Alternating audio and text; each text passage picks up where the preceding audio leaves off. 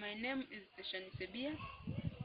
My registration number is BGCN/148/2014. I measured on biology and hearing impairment. On my specialty, we look on people lost ability of hear. When you say person lost ability of hearing, this means they lack ability of hearing different sounds of different frequencies. Person can get acquired hearing loss or congenital hearing loss.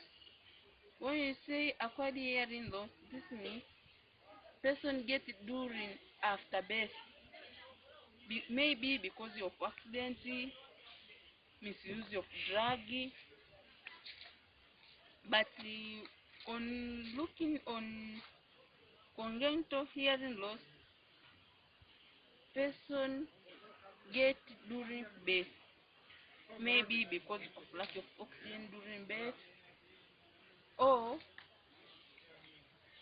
her mother have disease which can cause death. Today, I want to show different signs of animals.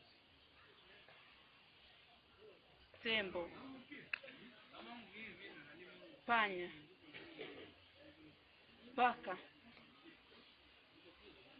nyati, twiga, pundamilia, mamba, mbwa, ng'ombe, mbuzi, sungura.